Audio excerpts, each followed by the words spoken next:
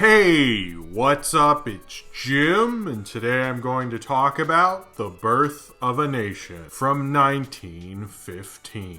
The thing with Birth of a Nation is that it's always been shown in film history classes as being the first feature film, the feature film that launched the idea of feature films in Hollywood and was largely influential. And that's how I was taught film history. That's how majority of people who have been taught film history have been taught film history. And that's why it has such a big name attached to it. Why it's held in this high regard. Is it racist? Oh yeah, it's like really fucking racist. It's like they sort of brought back the Klan kind of racist. That's pretty racist in terms of, on a scale from 1 to 10, this is like 25 on the racism scale. But the idea of this film being important, I kind of question. In fact, I don't think it's as important. Now, D.W. Griffith and the criticism of this movie are linked so tightly that criticizing this film is almost like you're criticizing the importance of D.W. Griffith. But the thing is that D.W. Griffith did make one of the most influential movies ever made. That being Intolerance, the film he made with the profits of Birth of a Nation. And he is important, and he did bring narrative to filmmaking. He's one of those guys who is so important in how we perceive movies today, without a doubt. But is Birth of a Nation the example of that? That should be shown in schools like it has been for so long? Do we need the Birth of a Nation to do that, to show how great of a filmmaker D.W. Griffith is? And frankly, I've never felt that we do. I don't like this movie. This is the third time I've seen it, and I've avoided a couple other times seeing it just because I don't really like it. Now, I love Intolerance. I love certain number of D.W. Griffith shorts. Some of the imagery from those shorts I have always thought about, particularly the one, and I keep forgetting the name of it, unfortunately, but the image sticks in my mind of that guy coming around the corner in that crime short he made. I was always taken aback by those images because my introduction to D.W. Griffith was this movie. And I understand film-wise, and I guess I should say that first, what this film influenced, in that it showed that feature films could be massive hits, and it was a massive hit for its time. People exaggerate how big of a hit it was for its time. People believe it made about 10 million, which at the time was a huge hit. Some people say 100 million. Apparently, we don't really know, to be honest, but I've heard people say it was like 20 avatars or something. It's like, I don't know about all that, but in terms of quality, it might have been like 20 avatars. It's a film that financially showed the studios that yes, you could make a lot of money making feature-length films, but it's actually not the first feature film. People were wanting to make longer and longer films. Apparently, Lillian Gish said studio executives actually felt it might hurt audiences' eyes to watch a movie that long. This film was made 101 years ago at the time I'm shooting this review. The ideas and the ways that are presented in this film represent a long past gone time. Now, that doesn't excuse the racism, because I think there's some images in this film that are pretty incendiary and terrible. You know, obviously, if it's racist, and that's awful. D.W. Griffith didn't really understand what he was doing, to my understanding. And many people who worked on the film said what they were told in school books was that the Klan kind of brought the South back and saved the South in the Reconstruction era, which is like, wow, really? But apparently, from a lot of interviews from people who worked on the film, a lot of people believe this film to be fact. And I think one of the things that film is a fairly new medium in terms of an art form. I don't think people understood the full power of movies. I think they did actually a little more than sometimes people lead on. They weren't like ignorant, like, what do movies do? Just around this time, this is right around the beginning of World War I, so this kind of represents more of the previous century, because World War I was really the beginning of the 20th century. So it kind of represents more of the ways of the previous century, but because one of the things about film being newer is we don't have a lot of context in what came before there were lots of movies. We also don't understand one of the great things I actually do think about movies is that we can understand the attitudes of previous eras, showing like this is what they saw as entertainment, this is the kind of clothes people wore, this is the music people were into, this is what a popular movie was. And Birth of a Nation reflects that, but it reflects that in a very ugly way. And since we didn't have have films, from the Renaissance era or various different eras, both in American and world history, we don't really have any context for what that would have been before. But Birth of a Nation shows us what people felt at the time. But they also, I think, unleash something that no one really understood a film would do this, and the power of movies. I think it used the power of movies in a way that they didn't know would happen. Griffith actually had made a film a short previous to this that made the Klan the bad guys, but he still understood this to be fact, unfortunately. But he didn't make this to bring the Klan back. There's no record of him ever saying that, although the imagery in this is not great. But this did kind of help bring back the Klan, although there is some debate about that because there were a lot of Klan parades and such in the 20s, and this was used for recruitment for the Ku Klux Klan up until the 70s, although I doubt the 70s, because wouldn't by that point you're like, why am I watching this old movie and you want me to join your racist costume party? I just feel like they would maybe want to make something a little newer, but whatever. The power of movies is something that's one of the things I love about the movies. I love seeing a film and having all sorts of people in the theater from every class level or race or age or anything like that, and having the lights go down and we're all kind of like in this one communal experience. It's like an amazing feeling seeing a movie in the theater, and that's a power, and it's a powerful thing. And I think Birth of a Nation, they didn't really know what this would do, and this was one of the first major causes for the NAACP. It caused riots, it got banned in several cities. People weren't used to a film, and a feature film, obviously they really weren't, because feature films were newer at the time, that would really incite people and really give you a lot of emotions, and they didn't really understand the power of that. Griffith, he was a master of cinema at the time, but I think he pushed the medium to a point that he didn't think would happen. And he was really upset by this, actually. And it's one of the main reasons he made Intolerance. Some people say he made Intolerance because he felt bad about what had happened with it. And he actually did not like the Klan thing. However, he did re-release Birth of a Nation with that poster with the guy in the Ku Klux Klan outfit. That was in a re-release.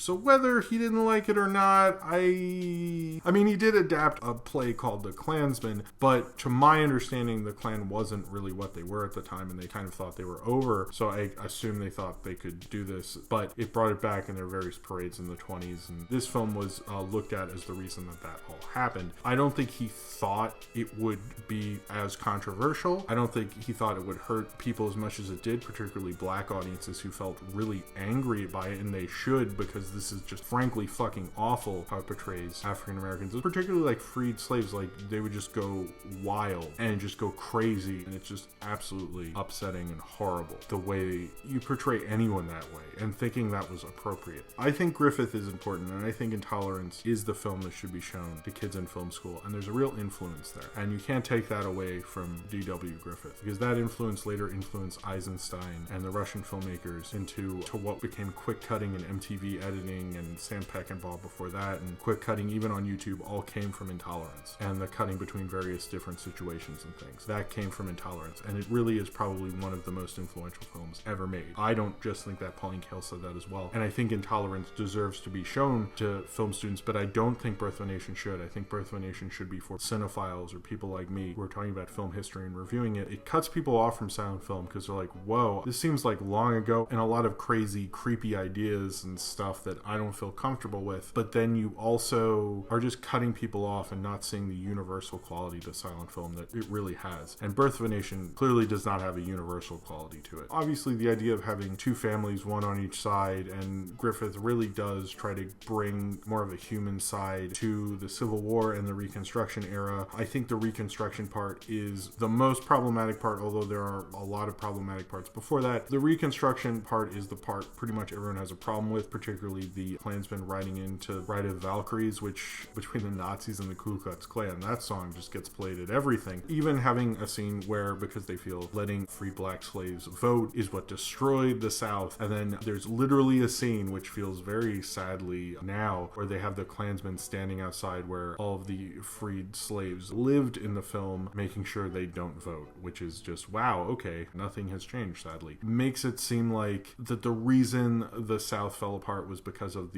as a lot of them said, the carpetbaggers and the freed slaves at the time. But I mean, I think there are probably more ideas than that, and certainly how we educate people about the Reconstruction era in America has changed since this film was made. And I'm really glad they have. I don't know if this film had a role in doing that. Woodrow Wilson, this is the first film screened within the White House. It is not the first film played at the White House, as Cabiria was shown on the White House lawn. So that is actually the first one. But this is the first American movie, I guess, shown in the White House. So that probably says something. But he also has quotes within the film, and he apparently said it's like watching history written by lightning, and had said other things praising the film, as the guy who wrote The Klansman, which is the book and the play that this was based on, showed it to Woodrow Wilson as they were classmates in college, and he said that, and he even has quotes in the movie, even though he disavowed the quotes he said praising the film, but he still has quotes in the various interstitial cards in the film. So I don't really understand how he could try to distance himself from the film. He's a quote from him is in the film. There are certain sequences like the assassination of Lincoln, certain battle sequences that actually still do hold up, and there are certain scenes from this. But I would recommend, if you're I hate this movie, why would I like D.W. Griffith? See A Corner in Wheat, see Intolerance, see a lot of his shorts, see Broken Blossoms. But I'd say this is more of a completionist film than anything.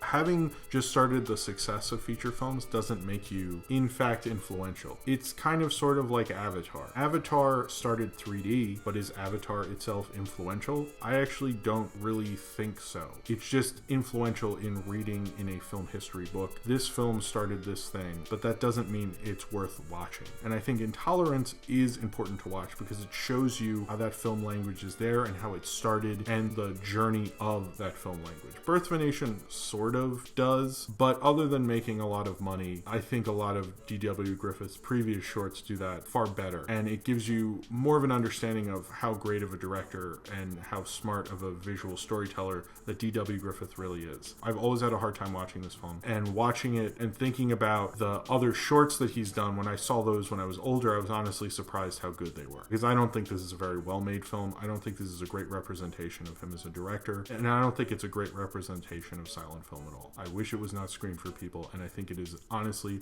a real failure for everyone who's taught film history that they did it for as long as they did, because it's just a fucking shame. It was just done that way because so many people did it that way, but nobody thought about, hey, whoa, us showing that the beginning of the American film industry was made off of a film that almost immediately everybody thought was super racist and completely hurt and upset an entire race of people and treated them as less than during the entire course of the film, is okay to play to people for 100 years to show them how cinema started. When, if you see the films of Charlie Chaplin and Buster Keaton and Harold Lloyd and F.W. Murnau and countless others of the silent film era, you get that universal quality. You understand the power of films throughout this. And this shows a very ugly side of film history, and it shows an ugly side of the power of film. Leni Riefenstahl does that as well, and everyone claims how she's a great filmmaker. I've never stepped into that whole minefield, literally and figuratively, I guess, but I think there is a certain power you can have with media. And this is probably one of the first times that everyone was really hurt by a film, and it went out there and it did massive amounts of damage in ways that we're probably still feeling because of that. But in terms of film history, a lot of its technical things, by the time you get to the end of the silent era, I think we've completely moved past this, and its influences aren't as deep as people think it is. I think Griffith maybe took the wrong lessons from it, but Intolerance is such a powerful, amazing piece of cinema, I seriously do recommend it. Birth of a Nation should not be an important movie. It is a very racist movie. The fact that a lot of people understood this film as history shows you the problems in America. And I think it shows you the birth of a nation, and the birth of a nation in our portrayals of people throughout cinema, and how our visual language and the problems we're still having today maybe kind of birthed from this. So understanding race relations and understanding race in cinema, maybe, yes, this is important. But in terms of actual filmmaking and actual influence and actual things that we still have in 2016 movies that came from storytelling, this film, just frankly, I've never thought, and I never probably will think, has the influence that everyone acts like it does. The only thing it shows is really the ugly side of movies. And maybe, yes, we should go into that, but I really don't think it should be the classic it is. And our understanding of silent film has changed in the last maybe 18, 20 years because of DVD. This was not put on the AFI Top 100. The most recent time it chose Intolerance instead, which I'm very thankful they did, because Intolerance is seriously a very influential film. It shows the influence of Griffith. It shows you should see A Corner in Wheat. I really recommend it, and I still think he's a really great filmmaker. Also shows the ugly side of what media and filmmaking can do and the awful side of that power. And I think it is a power, and art does have a certain power, but it can be used for good and it can be used for evil as well. This isn't a great movie. It's just an example of its time period. It's a reflection of its time period and the history that it was made from, and I think it has a certain anthropological reason to see it, but I really wish this film was demoted in terms of a greatness or a great movie. Because in terms of a great movie, it's just simply not, and it shows probably the worst tendencies of D.W. Griffith, and I really implore you to probably see the better tendencies and actual influential tendencies of D.W. Griffith. But Birth of a Nation does not have those. It just showed how we could have a massive hit and prove to the studio system that you could make feature films and they could be extremely profitable. And that's the only real thing, filmmaking wise and film history wise, that you can take away from Birth of a Nation, is everything else are the ugly examples of what we still have to live with to this day in movies, and sitting through it is always a chore every time I've done it, and I hope I never have to do it again, and I wouldn't recommend you do unless you really are interested in all those ideas. But if you're not, don't give any more power to this movie, because frankly I wish it hadn't had as much power over people as it did. So if you've seen The Birth of a Nation and you would like to talk about it, then comment below in the comments and subscribe if you would like to.